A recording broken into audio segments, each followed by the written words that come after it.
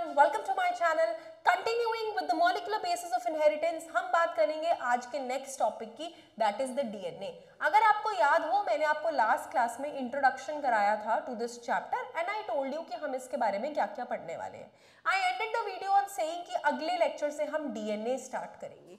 मैंने आपको अब तक बताया कि जितनी स्पीशीज अर्थ पे एग्जिस्ट करती हैं, most of the species on earth have genetic material inside them, जो आगे से आगे अपनी जनरेशंस को पास ऑन करते हैं. That means the upcoming generation inherits from the previous one.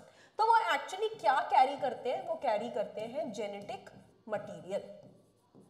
अब ये जो हमारा जेनेटिक मटीरियल है वो दो टाइप का होता है, ठीक है. This can either be DNA, this can either be RNA. लेकिन most commonly observe genetic material कौन सा होता है? डीएनए. करेक्ट. अब डीएनए है क्या? DNA is a long polymer of deoxyribonucleotides. DNA एक लंबा पॉलीमर है. पॉलीमर का मतलब होता है चेन, ठीक है. अब चेन है तो किन्हीं चीजों को जुड़ जुड़कर बनी होगी. तो जो डीएनए है वो एक लंबी चेन है, और वो किस चीज के जुड़ने से बनी है? वो जुड़ने से बनी है पॉलीमर ऑफ न्यूक्लियोटाइड्स. कुछ डब्बे होते हैं जिन्हें हम क्या बोलते हैं? न्यूक्लियोटाइड्स. तो ये डब्बे जब जुड़ते हैं, आई एम राइटिंग एन, तो ये न्यूक्लियोटाइड्स हैं. ये न्यूक्लियोटाइड्स के डब्बे जब जुड़ते हैं तो ये कौन सी चेन बनाते हैं? ये बनाते हैं न्यूक्लियोटाइड चेन, या फिर जिसे हम पॉलीमर कहते हैं, nucleotide chain known as nucleic acid. ठीक है, इस चेन को क्या बोला जाता है? Nucleic acid. चलिए, अब वो न्यूक्लिक एसिड डीएनए हो सकता है अगर उसके अंदर डीऑक्सी है, और अगर नहीं है तो वो आरएनए है, और बाकी भी काफी सारे इसमें चेंजेस आते हैं, वो हम स्टडी करेंगे one by one. Length of DNA is usually defined by the number of nucleotides present in it. अब वो डीएनए कितना लंबा होगा वो किस पे डिपेंड करता है? कि उसके अंदर एक्चुअली कितने न्यूक्लियोटाइड्स हैं, by the number of nucleotides present in it.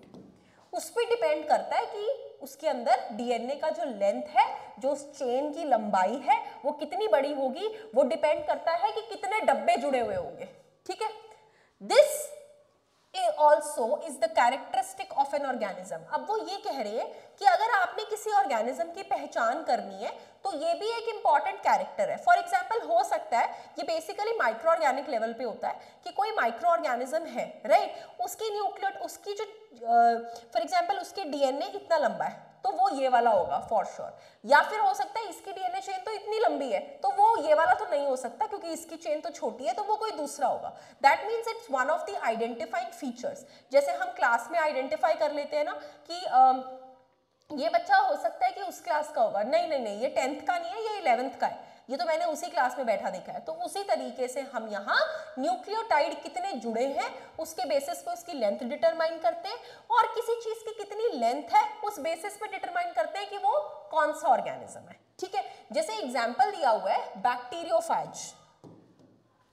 अब ये बैक्टीरियोफेज एक तरह का वायरस है, नाम इसका बैक्टीरियोफेज है, but it is a type of virus, और इसकी बहुत सारी स्पीशीज होती हैं. जैसे आप देखो कि एक बैक्टीरियोफेज है जिसका नाम है, इस बैक्टीरियोफेज का नाम है ये, इसका नाम ही यही है न्यूमेरिकल फिगर्स में, ठीक है.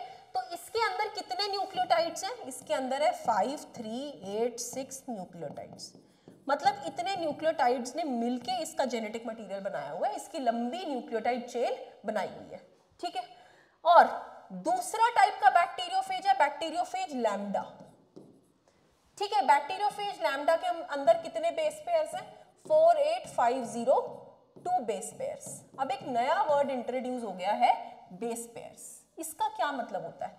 एक्चुअली ये जो डब्बे होते हैं ना, ये ऐसे सीधी चेन में नहीं प्रेजेंट होते. ये कैसे प्रेजेंट होते हैं? इस तरीके से,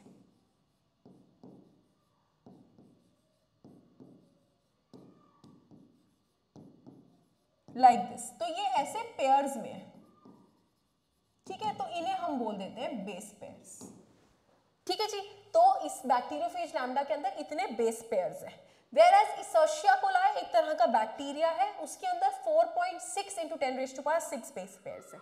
सिमिलरली हमारे ह्यूमन डीएनए का जो हैप्लॉइड कंटेंट है, मतलब हम लोगों के अंदर डीएनए ये हम जानते हैं, लेकिन हमारे अंदर 46 क्रोमोसोम्स होते हैं, बट ड्यूरिंग डिवीजन, और इसी क्रोमोसोम को हम क्या बोलते हैं, इसी को हम डिप्लॉइड कहते हैं, लेकिन ड्यूरिंग मियोसिस ये डिप्लॉइड जो क्रोमोसोम होते हैं ये किसमें कन्वर्ट हो जाते हैं, हैप्लॉइड में। ठीक है, तो हैप्लॉइड के अंदर कितने क्रोमोसोम रह जाते हैं, 23 क्रोमोसोम। अब वो ये बोल रहे हैं कि इन 23 क्रोमोसोम्स के अंदर इतने बेस पेयर्स हैं, 3.3 × 10⁻²। ठीक है जी, तो इस बेसिस पे उन्होंने हमें ये बता दिया कि कौन कौन सी स्पीशीज के अंदर कितने कितने बेस पेयर्स हैं, and we are getting to know their identity. That is what they are trying to tell us कि डीएनए एक ऐसा जेनेटिक मटेरियल है जिससे हम काफी चीजें जान सकते हैं।